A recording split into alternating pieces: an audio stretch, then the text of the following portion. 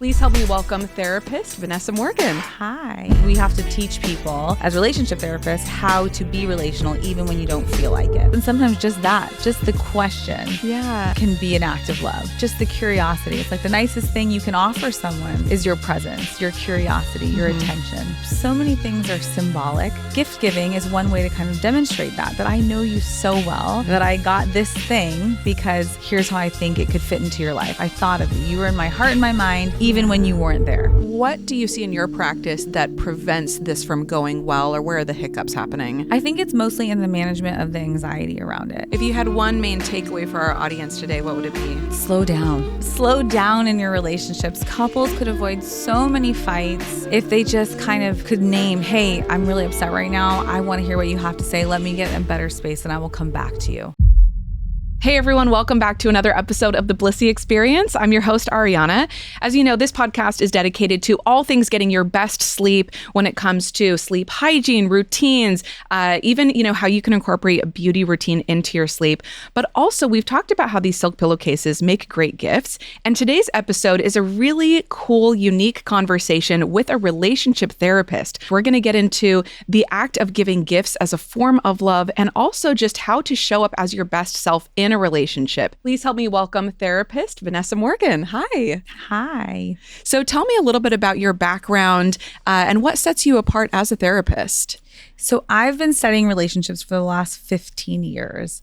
I started in graduate school studying attachment theory and neurobiology, but even when I started as an intern, anyone who's licensed as a therapist can do couples therapy, but I was so unprepared. You get one semester in graduate school on how to work with couples. And let me tell you, it's just a totally different animal than individual psychotherapy because you have two psyches in the room. Things get very heated very quickly. I remember my first session with a couple, I just kind of sat there like a deer in headlights. So I've spent 4 extra years getting certified in this particular kind of therapy to work with couples in a way that helps couples strengthen their relationship and repair childhood trauma within the partnership. Wow. And on a personal note, did you find that it was helpful for you to be learning about some of the academia behind relationships and new parenting as you yourself were going through, becoming a new parent? Absolutely. I think it's really kind of like a double-edged sword. On one hand, you kind of know best practice, but if you're not careful with it, it can also be information to kind of beat yourself up with, like, oh, I should be doing this or should be doing that. But ultimately, it's really been transformational, has changed my life, changed all my relationships. I really believe that, the material that I've learned over time has the power to heal so many things for so many people. And so I'm very passionate about relationships and teaching about them and talking about them. I'm sure. And how has that been for your kids? Do you think that they enjoy having their mom be a therapist? Or do you think sometimes they're a little like, okay, we get it. You know how to do this. I really try to keep some of my interpretations and observations to myself or, when I'm asked. And so for the most part, I think they're into it when you ask them what they want to be with when they grow up. Sometimes they'll say therapist. Okay, that's I tell them no, though. I'm like, you don't want to hear people talk about their problems all day long. I'm like, I'll do that. But yeah, I think mostly it's been good for everybody. Yeah. Wow. Well, I want to get into, just some of your philosophies. Like you were saying, you focus more on couples, it sounds like. When it comes to couples relationships, there are so many things I think that can be hurtful over time, that can, kind of pull relationships apart. So what is your personal philosophy in terms of helping to strengthen relationships between couples? So I've studied several domains, one of which probably most important is attachment. So when we think about how we bond to our caregivers growing up, there's science now that tells us this kind of carries on throughout the span of life. And so the same styles or patterns of behavior that we see carrying out in our very first relationships tend to extend themselves unless there's some kind of conscious intervention. And that's because so much of what we, how we behave in relationships is what's motivated by what's called implicit memory. It's stored in our body. It's not necessarily conscious. So we tend to pick partners that feel familiar, but not necessarily partners that are capable of meeting our needs. Wow. There's a lot to unpack Yes. there. So that's attachment. I've also studied neurobiology, which is the science of how the brain kind of can either be in a state that is available to be relational, or it's in a more reptilian state where it's like fight, flight, and we're functioning in what's called one person system. That means we're only thinking about ourselves and how to get out of that moment alive. You know, when we're fighting and we're having to make that point right away, we're not really thinking about how that's impacting our partner. Right? We're in a one person system only thinking about, I have to prove this point, or I have to get out of this, or, you know, we're not. So we have to teach people as relationship therapists how to be relational even when you don't feel like it. Yeah. Kind of getting out of that survival mode. Yes. Yeah. Yes. How to be intentional, I do a lot of work in conscious relationships. So that's how to work with your triggers and kind of understand maybe what's going on for you underneath, and how to approach that with your partner in a way that's relational instead of in a way that hurts the relationship over time. Yeah. Yeah, absolutely. And it's, you know, being someone who is married, you know, it's so clear that we can kind of, you know, go back to that reptilian brain, like you were saying. Sometimes you're just like, I just need to, you know, prove my own point, or, you know, take care of my needs first. And it's just so powerful. I'm a big believer in therapy as well. And, you know, grateful to have a partner who's interested in that as well. And it's really interesting. We did kind of a deep dive on like what our attachment styles are. Can you share a little bit about what the attachment styles are and what they kind of mean? Sure. So what we know so far, and I really want to be careful because I think that attachment has gotten it's kind of like a pop psychology term where it's caught wildfire, and people are like, my attachment style is this, my attachment style is that. And while I think it's very valuable information, I also want to just put out there that these are just the best that this theory is the best we've come up with. Yeah. It's an evolving kind of theory. And so take everything with a grain of salt. And I would say, really, to the audience, be analyzing kind of your own style and maybe not so much the people around you.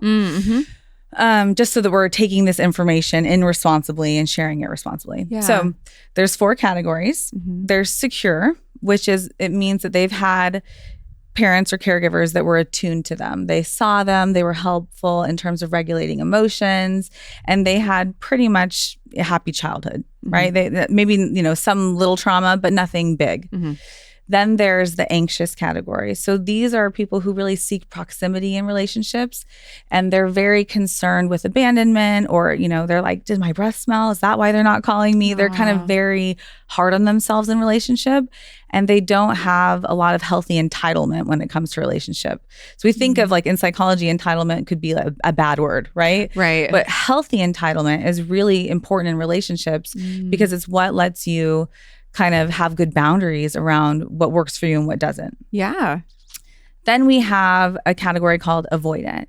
These are people who've really learned to minimize their feelings and kind of compartmentalize or shut them down, and not really value closeness in a relationship. They value independence and autonomy. And then there's the 4th category, which is disorganized attachment. And that attachment adaptation really has a lot of trauma in the background. And so these kiddos were in a place where the person that was supposed to provide them care and help them regulate their nervous system and make sense of the world was someone that also was very scary to them. And so they have a lot of trauma in their attachment system. So they don't really follow an organized pattern of pursuing or distance. Yeah. Wow. Do you find that in our kind of modern society, one is more common than the other, or is it kind of just a mix? Yes. So secure is the most prevalent category. And then I believe I think disorganized is probably about 5%, but I'm not totally sure. So don't quote me on this. And then I think it's a pretty even divide between the other 2 categories. Avoidant and anxious. Yeah. Yeah. Wow. Fascinating. So when you're going into, you know, helping a couple, let's just say they just started therapy with you, do you find that it's helpful to identify your own attachment style right away? And once you do identify it, what does that do? How does that help the person to understand what their attachment style is? Yes, it's very important to identify, not be over-identified, because people are, you know, sometimes they get too general and they're like, oh, I'm a this. And that's not the whole picture. Sure. So it's helpful as a part of information, but maybe not the whole thing. But the reason that it's important to relationships is it really helps partners know how their how they can show up for their partner in a way that's helpful to their nervous system, what the corrective experience is for that particular attachment style to help them kind of find that more middle ground, which would be functioning in a secure way. Yeah. So take avoidant, for example. If someone had an avoidant partner, what would be some tips, for example, of how you can show up for them in a way? So avoidant partners generally have had an experience of being really minimized. They had to learn to shut down their feelings in order to be able to interact with their caregivers, but there wasn't a lot of intimacy. And so underneath kind of their behavior looking like they want so much autonomy and independence, what they've really had to contend with is nobody cares about my experience. Nobody makes space for my emotional experience. So much so that I don't really even care to know my emotional experience all the time. So their partners, if they can help kind of slow down an interaction, help see them like, hey, I wonder what's going on for you. Or I'm noticing you've been working a lot lately.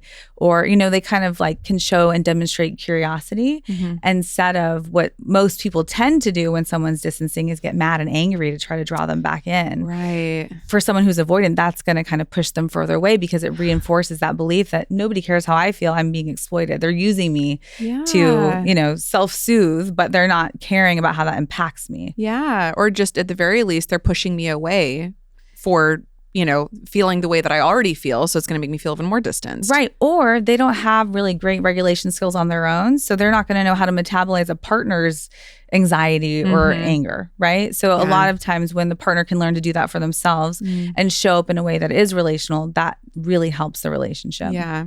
I'm curious about a word that you just mentioned, metabolize emotionally. Tell me what that means. So I don't know if this is, a way that other people conceptualize emotion, but I really started conceptualizing emotion kind of like our digestive system, and that if it's immature, bad things happen. We can't properly digest our emotions. So you may like throw your feelings up on someone, and that's not a pretty sight, right? Yeah. And so emotions kind of need to be metabolized in where we're sitting with them. We're wondering about where they come from, what's going on for me, what's the origin, what do I know from my childhood about feeling this way or managing this emotion. All that kind of has to be in conscious awareness in order to bring our feelings to our partner in a way that's relational. Yeah, I love that. I'm almost envisioning, like the chewing process, to just make sure you're taking time with that. And then the actual, processing of the information, and then allowing that to sort of nourish, ourselves. Yes. Yeah, I love that. I've never heard that before. I think I'm going to make note of that, kind of learning to metabolize our emotions a little more. So this may be another pop culture type of concept, but the 5 love languages. This is something that I remember, reading the book when I was in college, and I just thought it was really fun to kind of, learn that there was these different categories of how to show or receive love. So there's acts of service, there's words of affirmation, physical touch, gifts, and quality time. So what do you find is the most helpful about that concept?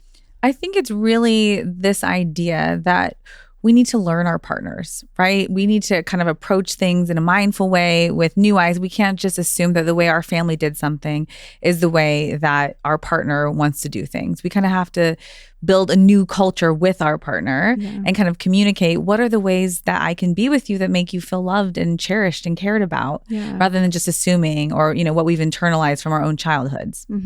Yeah, I love that it's rather than acting out of habit almost or familiarity, to ask the partner, what makes you feel loved and validated? Yes, and sometimes just the question can be an act of love. Just the curiosity. It's like the nicest thing you can offer someone is your presence, your curiosity, your attention. Yeah, absolutely. Yeah. And that's the 6th love language. Yeah. Write it down, people. Yeah. Curiosity. I agree with that. I think being curious is the most important. As far as the love languages go, I wanted to kind of talk about the gifting love language. So just from my personal experience, I remember, especially in my younger years, feeling like gifts. If you like really need gifts, then like, is that really love? Like, is it really substantive? And I admit that I was probably a little judgmental of the concept of giving a gift as an act of love. And I've learned now in my relationship that I really appreciate gifts from my partner. And so I was thinking about that. And I was actually talking to John, my husband, about it just recently. And I was sharing that I think for me, because it wasn't familiar in my childhood. Of course, we did do gifts here and there, but it wasn't something that I was very familiar with. It was something that I sort of rejected as necessary in a relationship, as a form of demonstrating appreciation or value of another person. And now that I feel that I'm in a really healthy, comfortable relationship, I notice that I really look forward to it. I love when he gives me gifts. What do you find is helpful in relationships to where gifting can be a very healthy act of showing love? Yeah. So I think with relationships, so many things are symbolic that we don't just have to look on face value or like the manifest level of how things are playing out. You know, the socks on the floor aren't about socks on the floor. They're about respect, or do I matter to you, right? And the same thing with gifts. It's that if we look at an attachment language, it's this idea of object permanence, that I can live in this person, in their heart, in their mind, even when I'm not with them. And I think gift giving is one way to kind of demonstrate that I know you so well, that I got this thing because here's how I think it could fit into your life. I thought of you. You were in my heart and my mind, even when you weren't there. Yeah, that's beautiful. One thing that really stops people from having a healthy relationship to gift giving is their anxiety around it. Their anxiety around, it could be performance anxiety. Is this person going to like it? They can be hard on themselves about it. So I think the first step, if you don't feel like you're a good gift giver and that happens to be your partner's love language, is to just admit it to them. I see how important this is to you. It's so important to me because it is important to you. And I don't know how. So can you give me some grace while I learn this skill, knowing that I want to get it right and I may not know how? So that's the first step. And then the second step is, how are you going to make this kind of an actionable thing? What are the steps that you're going to take to get to learn what your partner likes? So you may have to ask a lot of questions. You may have to go shopping with them, just putting energy into how do I do this? And what do you see in your practice that prevents this from going well, or where are the hiccups happening? I think it's mostly in the management of the anxiety around it. Right? Or if, say, in a partner's childhood, they didn't get a lot of gifts, or Christmas was hard for them, or birthdays were hard, they will have to contend with their own trauma or their own disappointment before they can probably give to their partner in a way that's completely clean and just about their relationship. We all tend to project our own attachment wounds onto the relationship, and that can really muck up some gift giving. Do you find that sometimes where it went wrong in childhood was that they were maybe given too many gifts and they sort of lost meaning, or that, that they had maybe some trauma just around gifts being supplemented instead of time spent with parents, for example? I'm just going to give you a gift rather than spend time with you. Do you see a lot of that? It can be so many things. I think ultimately it comes down to receiving. So if you have a hard time or anxiety about giving a gift, I would first start with, okay, what do I know in my childhood about receiving? Could I count on my caregivers to really know me and give to me in a way that felt good? Did I really feel seen by them? Did they know me well enough to give me a gift that I would have liked and cherished? And so I think that's something that would be important to reflect on. So let's say someone who's listening is in a relationship. They know that their partner would appreciate more gifts, and they're ready to ask that question, how can I get better? But do you have any specific tips that you've seen to be kind of universally helpful in terms of learning what types of gifts would your partner would really appreciate? So first, as I mentioned, you would have a conversation with them about it. Like, hey, I've noticed this is your love language. What are your expectations, or what are some things what would I do if I gave you the perfect gift? What would it be? So just exploring that with them, I think, is a great first step. I think planning early enough. I think some people, because of their anxiety, put it off. They're like, I'll deal with it later. I don't want to deal with it now, because people don't like to not feel good at things. And so I would say give yourself about a month. If you know a big anniversary or birthday or Christmas is coming up, start early. Do not put it off to the last minute. Don't let your anxiety make you avoid it. Which will make it worse. The relationship, right? Because people will prioritize unconsciously their anxiety or avoiding their anxiety over their partner, and that's where feelings really get hurt, because the meaning of someone that they make of not getting the gift is often, I don't matter enough to this person. I'm not a priority. And so if you can convey like, hey, this has nothing to do with you being a priority. This is about me and something I need to work through, but you actually have to work through it and be committed. And sometimes you can do that on your own, and sometimes you really need the help of a professional to help you think with, what's going on for me around this. I want to take a quick moment to shout out these beautiful and so comfortable silk pillowcases by Blissy. These are 100% pure mulberry silk. And if you are looking for a gift for someone in your life, this is a great go-to. It's great for women. It's great for men because it's so great for skin, hair, hygiene, and just overall better sleep. And we all know that we are just better versions of ourselves when we're getting better sleep. If you are enjoying this episode and this conversation as much as we are, please consider liking and subscribing. We absolutely adore our community. You are the reason that we're here. And we want to know what your questions are, what your thoughts and experiences are. And if you have ideas on guests that you want to see on our show, definitely let us know in the comments. So bringing it back to here with therapist Vanessa Morgan. Vanessa, let's talk a little bit about the importance of sleep and especially how you see it, how it relates to relationship health. Yeah. So sleep is one of the only ways that your brain can repair itself. So it is incredibly important to emotional hygiene to make sure you're getting quality sleep, not just about the hours, but actually your rituals, routines, how you're sleeping, what you're sleeping on. So important for sleep hygiene and emotional hygiene. Yeah, absolutely. So let's just break it down. Sleep hygiene. What do you find to be the most important components of getting a good night's sleep? So I would say prioritizing it. Making sure that, you just know that that's something your body needs. You accept that your body needs it, even if it's you don't like to, or you have stuff to do, or it makes you anxious to go to bed early. It's just kind of accepting that this is a need that I have and I need to meet it. I need to be responsible about that need because it really directly impacts emotional regulation. If you're not sleeping well, you're going to be more likely to respond to your partner in a way that is less generous, in a way that is less regulated. So I think just prioritizing it and honoring that, you need to sleep. Yeah. How often do you see couples coming in where that's a big part of the problem is just that they're not prioritizing their sleep? It's not prioritizing sleep or eating healthy. It's really, unfortunately, I think it's much more common than not. Is to just, we're in this whole hustle culture and feeling like we need to get it all done. And many people are not getting a solid, 7-8 hours of sleep every night. Yeah. I think it's cool that we're kind of in our society moving more toward accepting that we need sleep. I remember it was, let's say 10 years ago, it was kind of like sleep is for when you're dead and we really don't need it. And I'm really glad that it seems. Do you feel that you are seeing people at least have more awareness, even if they're not necessarily implementing that knowledge yet, that there's more awareness that they should be sleeping? For sure, more awareness. And I think it's generational. I think the younger generations, it feels more natural to them to kind of have a more balance, with the millennials starting like this work-life balance thing. Yeah. I think that more balance is coming into our culture, which I'm really happy about. Yeah. But it's still very imbalanced at the moment.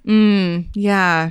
So in your personal life, let's just say, we're not kind of talking from a professional standpoint, but what do you find to be helpful to getting a good night's sleep? Yeah. So my husband and I both go to sleep together. I think it's really important, like attachment ritual.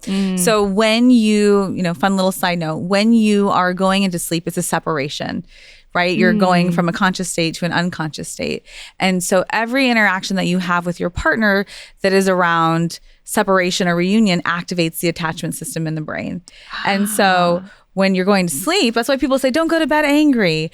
It's part of that is because it's a separation. And so actually, I think we've evolved past this idea of going to bed angry. I think it's okay to go to bed angry as long as you name hey, we're going to talk about this in the morning, but I'm too mad now. Yeah. But so one thing is go to bed with my partner. We are luckily the same kind of, ideals around sleep. We both prioritize it.